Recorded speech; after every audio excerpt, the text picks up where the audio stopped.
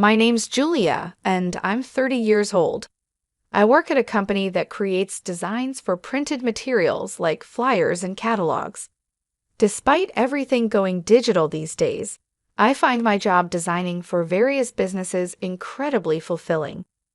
Whenever clients tell me they loved how a design turned out, especially for something like a Christmas event, it really makes my day. You could say this job is my passion, and there was a time I thought it might just be me and my career for life. One day, while I was mulling over this idea, my dad had to be rushed to the hospital because his appendix was acting up. That's where I met James, the kind doctor who greeted me. At that time, he was just another face in the hospital, asking if I was there to visit someone. Little did I know, James would become a huge part of my life, first as my boyfriend and now my fiancé. It's funny how life works. You find the most significant changes in the most unexpected places. Even though I always say my job is my top priority, I caught myself getting super excited about marriage, flipping through wedding magazines the moment the topic comes up. I guess I'm really looking forward to this new chapter. But not everyone seems happy about my happiness. My sister, for instance, has always had this way of looking down on me, and now on James too. It's like the more content I became, the more upset she got. It's strange seeing her face change over time, from the cute sister I once knew to someone who always seems angry. Her attitude made me incredibly frustrated, pushing my patience beyond its limits. This whole situation makes me wonder why people who only know how to belittle others often end up with such bitterness etched on their faces. It's as if their outer appearance begins to reflect the negativity they carry inside. Meanwhile, I'm just here, trying to navigate my way through life, finding joy in my work, and now in my engagement to James. Life is full of surprises, and I'm learning to embrace them, one day at a time. While I was enjoying a quiet afternoon, sipping tea in our living room and flipping through magazines, an unexpected interruption occurred. My sister, Emily, who is 3 years my junior, snatched the magazine right out of my hands.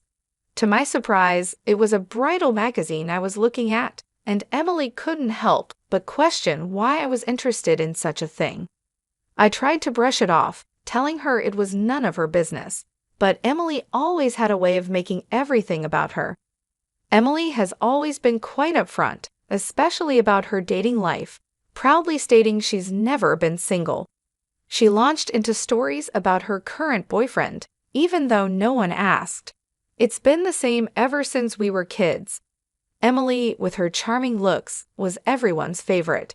She grew up spoiled, constantly affirmed by our parents and everyone else, which made her believe she was the center of the universe. This attitude led her to look down on me, treating me as if I was beneath her. "Don't stand too close. I don't want people to think we're alike," she'd say, or "Why bother studying? It's not like you'll get better grades." Her arrogance knew no bounds, constantly flaunting her popularity and assuming I was envious. Even when our parents tried to correct her behavior, it was as if Emily's arrogance was set in stone. She never missed a chance to belittle me, a routine that became the backdrop of our relationship.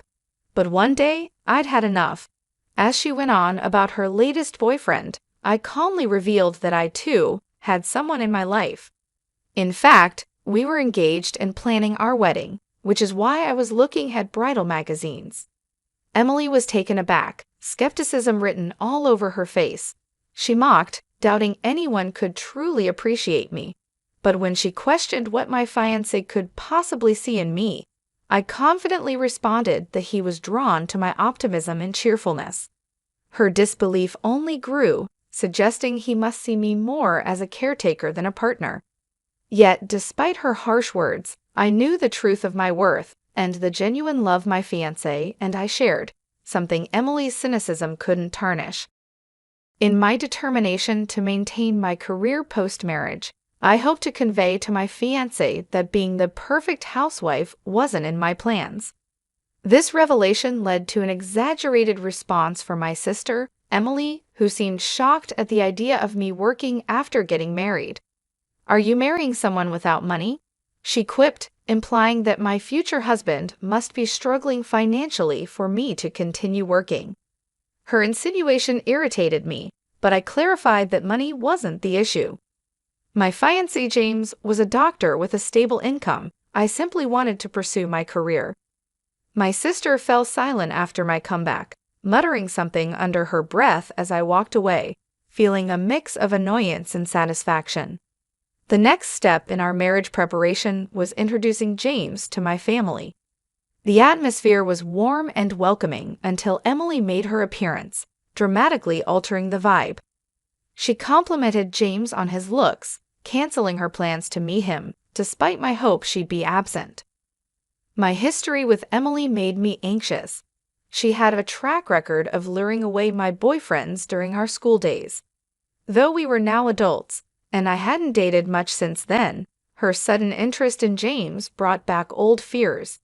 However, I tried to convince myself that Emily had grown up and wouldn't attempt anything with my fiancé. Despite my hopes, seeing Emily and James interact, with what appeared to be a blush from James, filled me with dread, and then my worst nightmare unfolded. James announced he wanted to call off our engagement, having fallen for Emily, who claimed it was inevitable since James found her more attractive. She brazenly justified her actions, stating James had passionately proposed to her, declaring it a crime to be as charming as she was. Next to her, James, my now ex-fiancé, laughed off the situation, expressing regret for not realizing sooner how cute my sister was. This turn of events was a harsh reminder of the pattern that seemed destined to repeat itself, no matter how much I hoped it wouldn't. Emily's lack of remorse and James's cavalier attitude left me in a state of shock and heartbreak, showcasing a betrayal I had never anticipated. Realizing the truth about James's feelings and his ease in shifting affections to my sister left me with a profound sense of relief. The moment I saw his insincere smile, any affection I had for him disappeared completely, leaving behind only a feeling of revulsion. I found myself grateful for the breakup, appreciating that I discovered his true nature before we were married. I'm actually relieved I didn't marry someone who could switch his affections so easily. Consider him a parting gift, I told my sister, genuinely content with the outcome. My sister and James mistook my sincerity for bitterness, accusing me of being a sore loser. But it wasn't about losing, it was about recognizing I deserved better.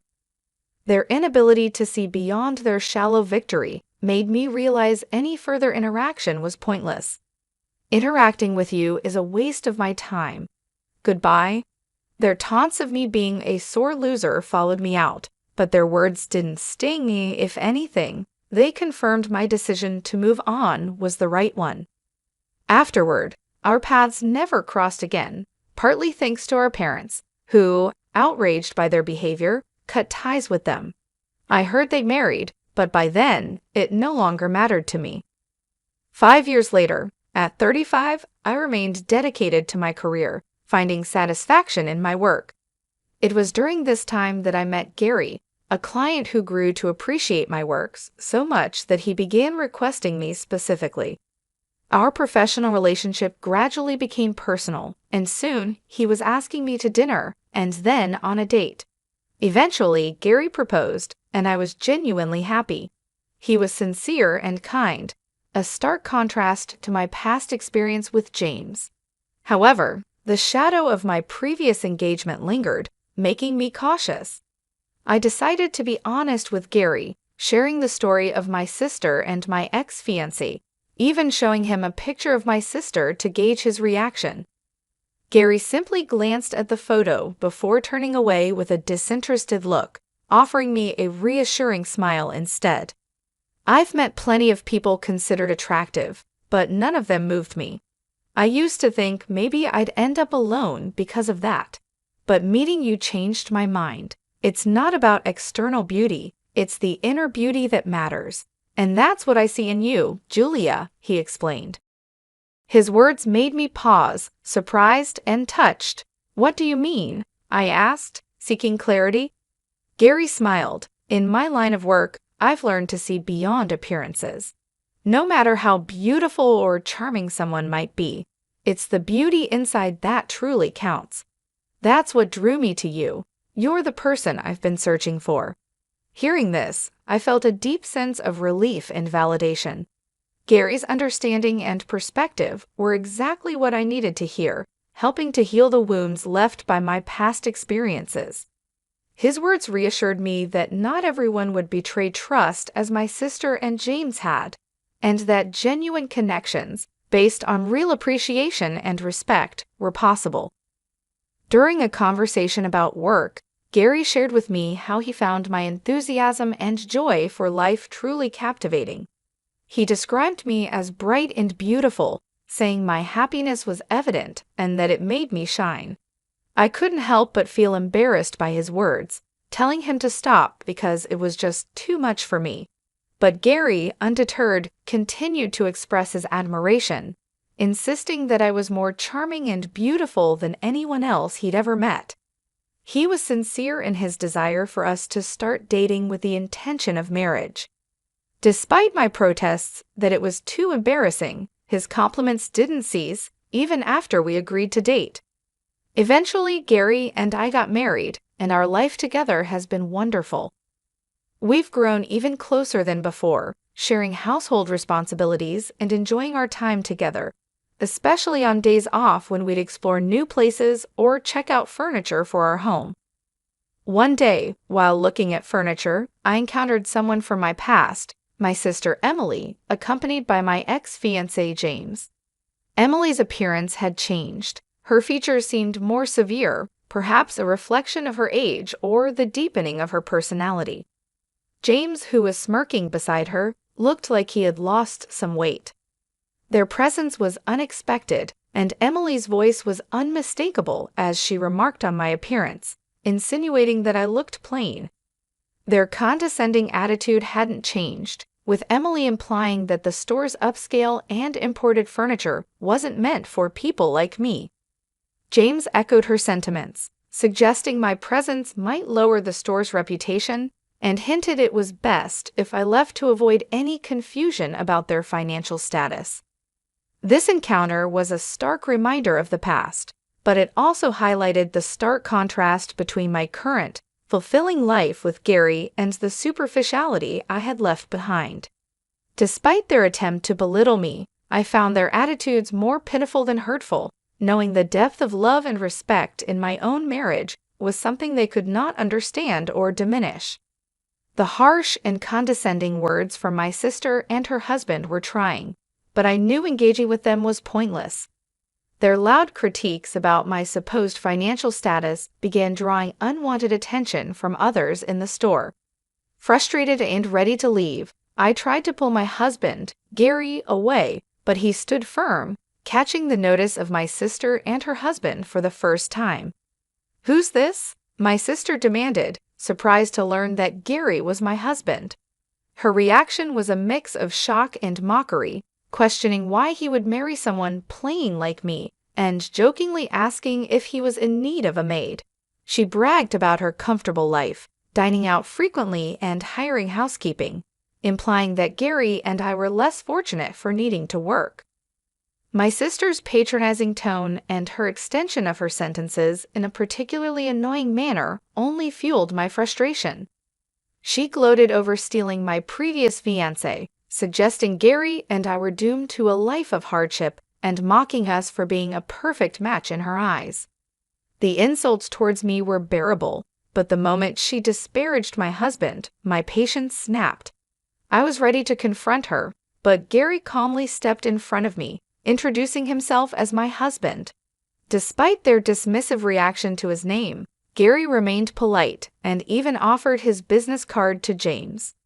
This gesture seemed to momentarily pause the conversation as James glanced at the card, but my sister's attitude remained unchanged, continuing to belittle me as if it were a truth universally acknowledged. In this moment, Gary's composure and the dignified way he handled the situation made me realize the stark contrast between the shallow, materialistic values my sister held and the genuine, respectful love and partnership I shared with Gary.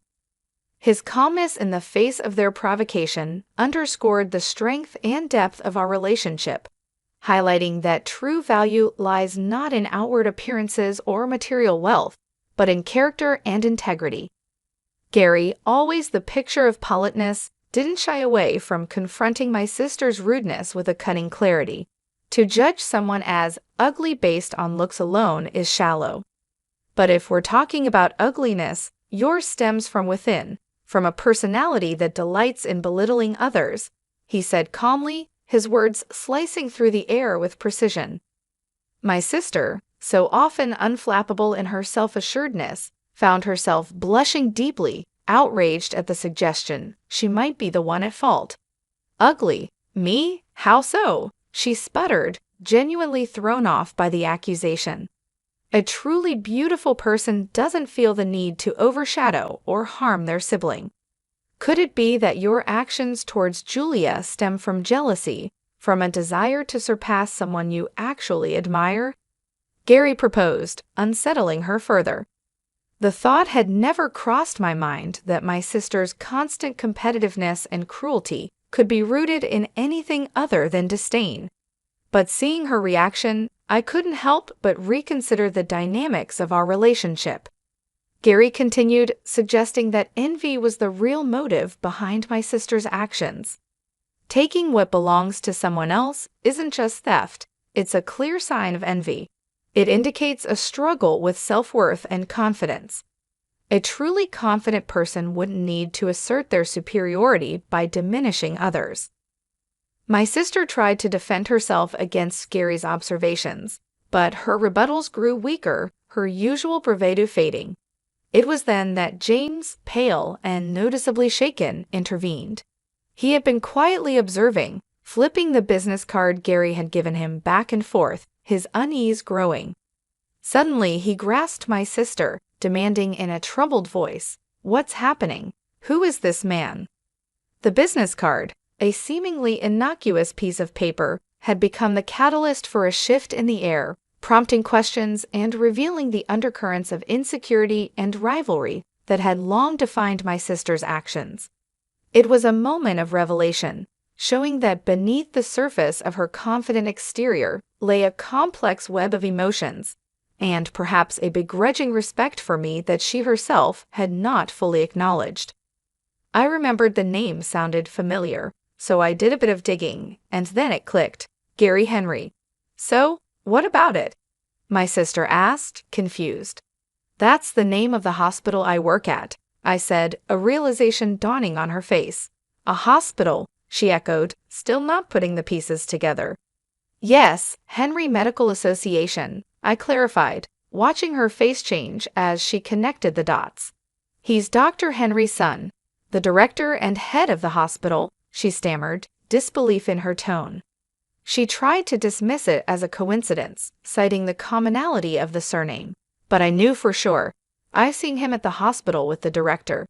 I didn't recognize him at first because I only saw him from afar, but now it's clear, I admitted. My sister speculated that Gary must be a doctor too, given his father's profession, but the business card he handed over told a different story. It was then that Gary humbly revealed the truth to my stunned sister and James. Not every doctor's son follows in his footsteps. And this company, he gestured to the business card, is a well-known pharmaceutical company recently passed down to me from my grandfather. My sister was at a loss for words, and James, realizing the gravity of the situation, attempted to sit up straighter, both of them turning pale as the significance of Gary's identity sank in. Gary continued, calmly disclosing how he knew of their past mistreatment towards me, stating that their behavior was far worse than he had imagined. James tried to muster an explanation, his face ashen, but Gary, with a stern look, silenced him. There's no excuse for such behavior. I'll be informing my father of this, Gary warned, leaving James to contemplate the repercussions of his actions. As we turned to leave, James was visibly shaken, and my sister stood frozen, still trying to process the sudden turn of events. Walking away from them, I felt a sense of closure, knowing that the truth had finally come to light, and the respect and integrity Gary carried with him had revealed the true character of those who had wronged me. Leaving my sister and her husband behind, I felt a chapter of my life closing. I couldn't help but wonder what became of them after that confrontation. James faced consequences at work for his poor attitude towards colleagues and patients alike. His salary was cut, and he was demoted, leading to a swift exit from the hospital as gossip about his behavior made rounds. Struggling to secure a new position, his life became markedly more difficult. My sister, on the other hand, had always lived beyond her means, relying on James's income, which was never enough to satisfy her spending habits. James's financial downturn and subsequent weight loss were a stark testament to their dire situation. Quickly losing interest in him after his demotion, she divorced James, convinced she could easily move on to someone else. However, the reality was far from what she had envisioned. No longer the young, charming girl, her harsher demeanor had become evident, diminishing her appeal and leaving her lamenting her lack of suitors. She sought solace and sympathy from our parents, bemoaning her sudden lack of attention and even envying my life, hinting at a deep-seated rivalry and admiration she might have felt towards me all along. Despite her cries for help, our parents stood firm, advising her to face the consequences of her actions, leading her into an uncertain future away from our family's support. As for me, distanced from the tumultuous relationship with my sister and her husband, I found solace in a peaceful, fulfilling life with Gary. Together, we looked forward to welcoming a new member to our family, a beacon of hope and joy amidst the remnants of past conflicts. As I caressed my growing belly, I couldn't help but feel grateful for the tranquility and love that surrounded me, a stark contrast to the turmoil that once defined my relationships with those closest to me.